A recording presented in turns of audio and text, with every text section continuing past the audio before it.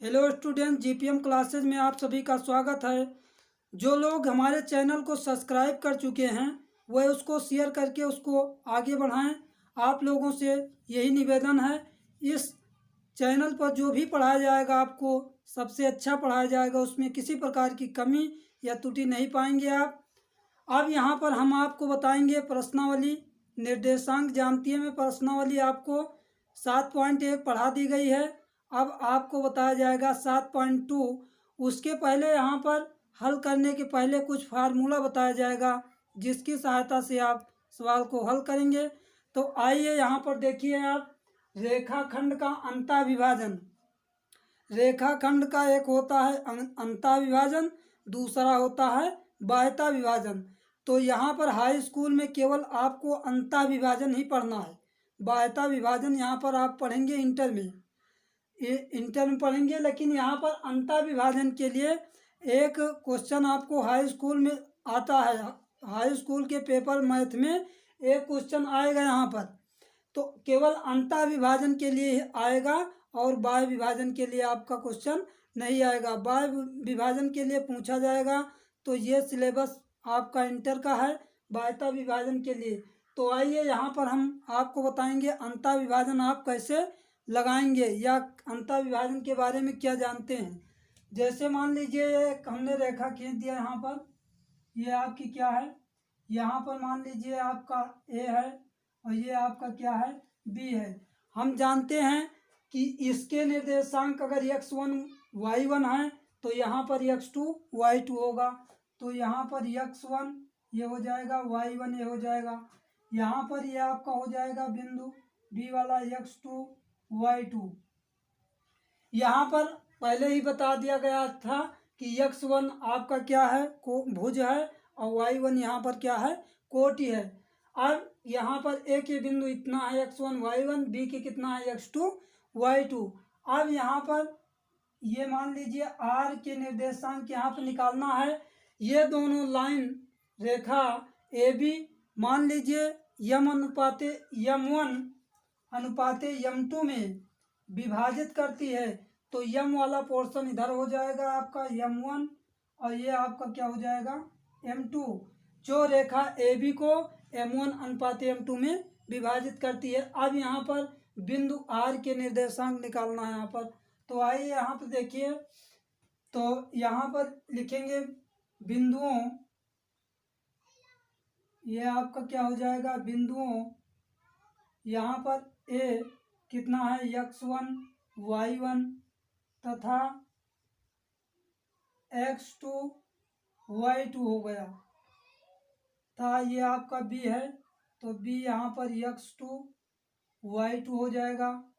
अब सीधा से जानिए मिलाने का मतलब ये दोनों बिंदु एक दूसरे से मिल गए हैं। अब यहाँ पर निकालना, अब यहाँ लिखा जाएगा बिंदु ए के निर्देशांक कितने तथा बी के x2 y2 को मिलाने वाले रेखाखंड मिलाने वाले रेखाखंड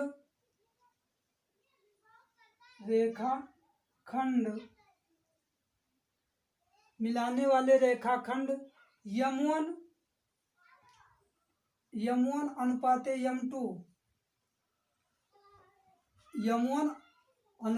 m2 के अनुपात में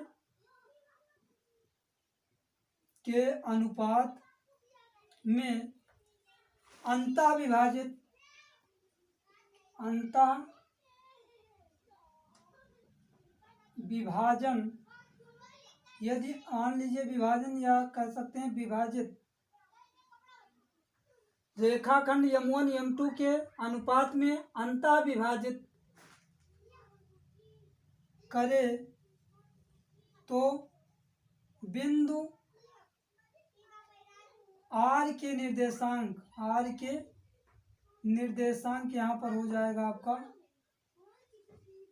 R के निर्देशांक। यहाँ पर R का निर्देशांक निकालेंगे तो R में यहाँ पर चाहे आप इसको अलग अलग निकालिए या एक साथ में निकाल दीजिए। तो यहाँ पर हम एक साथ में निकालेंगे तो x y आपका हो जाएगा। यहाँ पर यहाँ पर आपका m1 x2 हो जाएगा प्लस m2 x1 हो जाएगा, x के लिए निकाला जाएगा। यहाँ पर m1 अनुपाते m1 प्लस m2 हो जाएगा।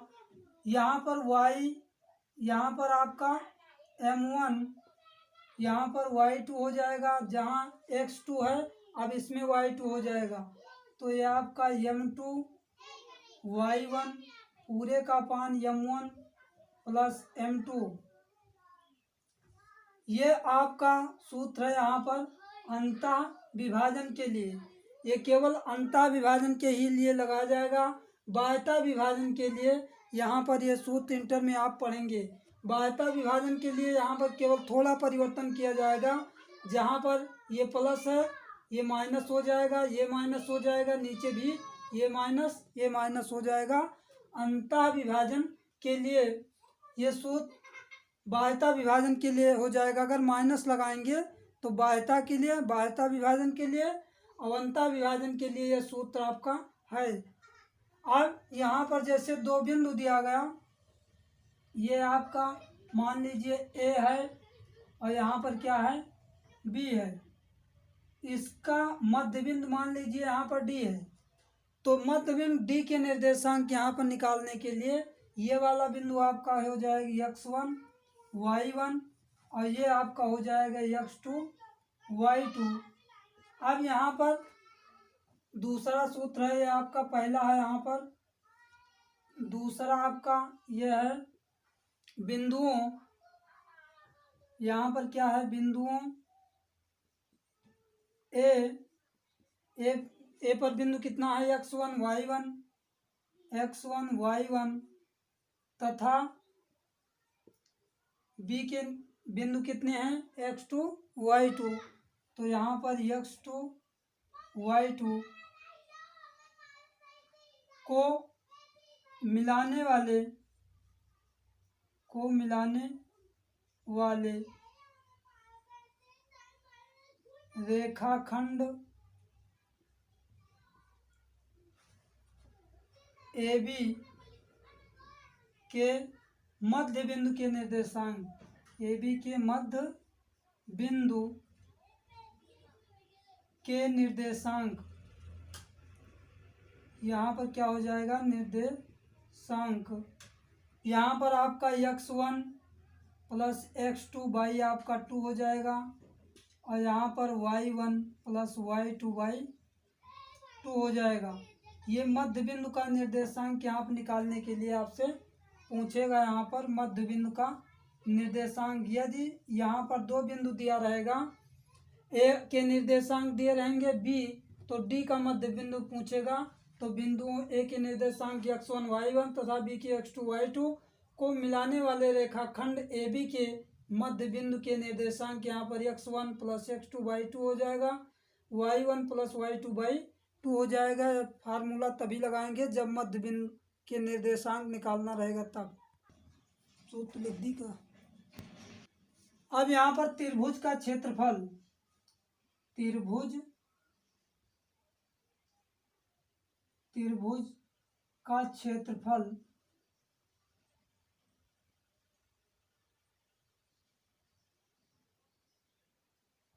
ज्ञात करना।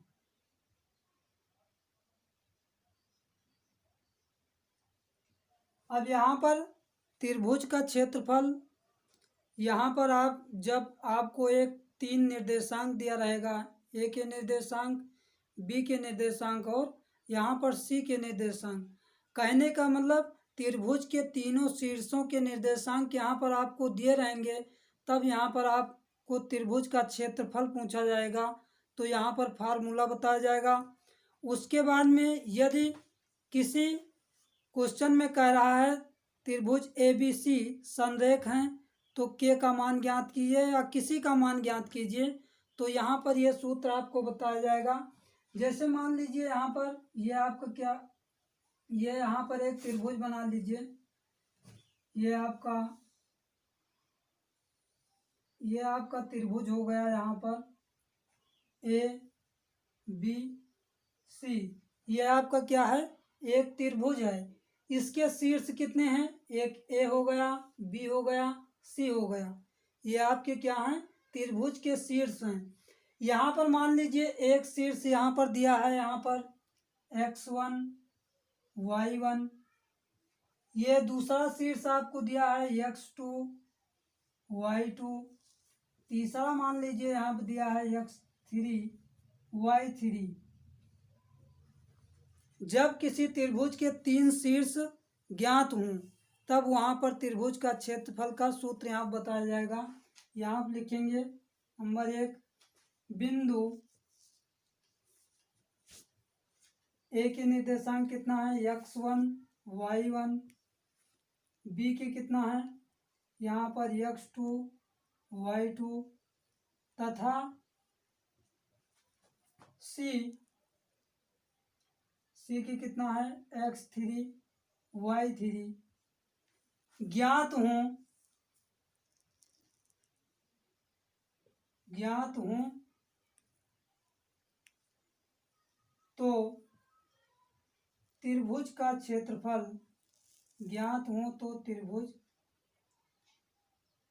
का क्षेत्रफल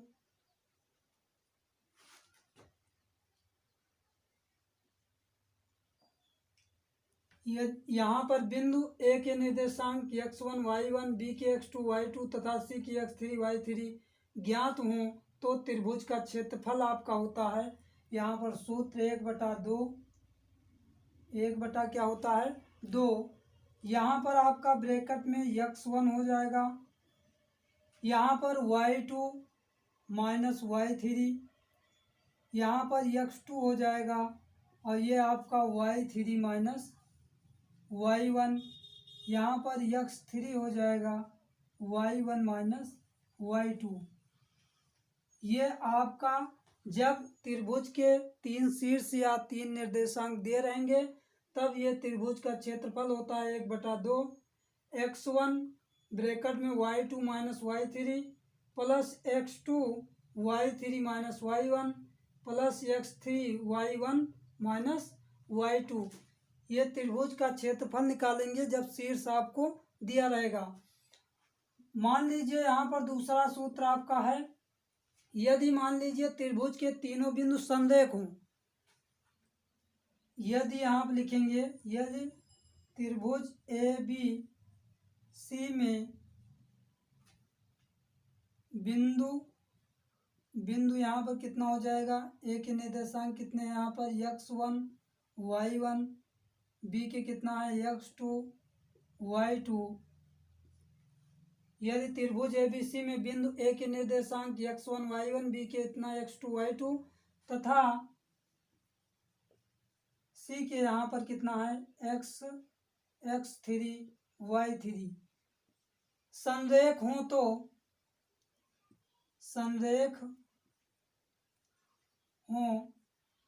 तो त्रिभुज का क्षेत्रफल यहाँ पर निकाला जाएगा आपका। जब ये संरेख रहेंगे तो यहाँ पर आपका 1/2 से रहेगा, ये आपका x1 y2 माइनस y3 ऐसे रहेगा प्लस x2 ब्रैकेट में यहाँ पर y3 माइनस y1, यहाँ पर x3 आपका y1 माइनस y2 बराबर क्या हो जाएगा यहाँ पर 0। संरेख होने का किसी त्रिभुज के जब 3 शीर्ष ज्ञात हों तो संरेख होने का प्रतिबंध आपका होता है 1/2 x1 ब्रैकेट में y2 minus y3 plus x2 दूसरे ब्रैकेट में y3 minus y1 plus x3 y1 minus y2 बराबर 0। या इसको हम ऐसे भी लिख सकते हैं, यहाँ पर अगर इसका मान निकाला जाएगा तो ये भाग में चला जाएगा 1/2 तो 0 हो जाएगा।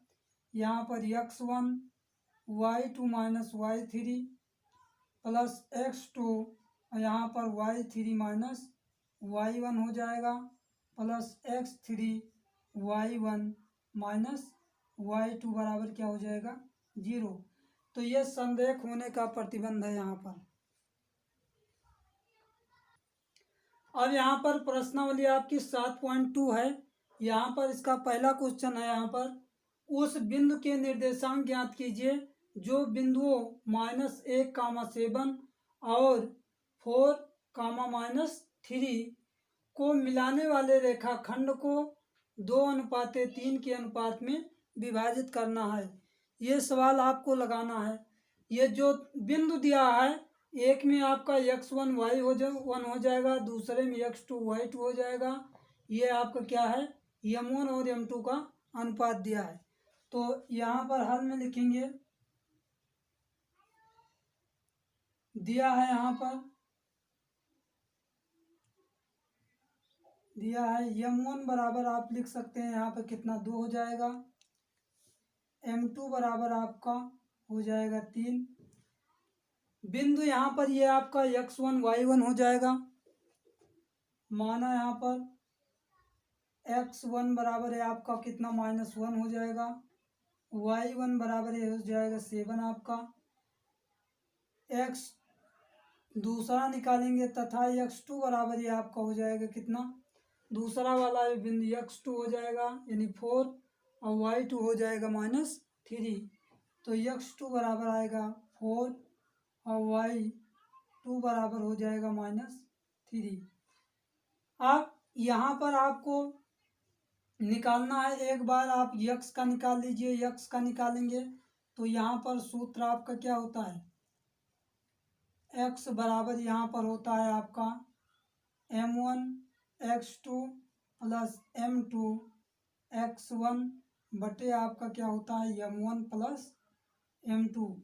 ये वाला सूत्र भी बताया गया था। अब यहाँ पर x का निकालेंगे निर्देशांक, तो यहाँ पर m1 का मान कितना है, 2 है, 2 रख दिया जाएगा।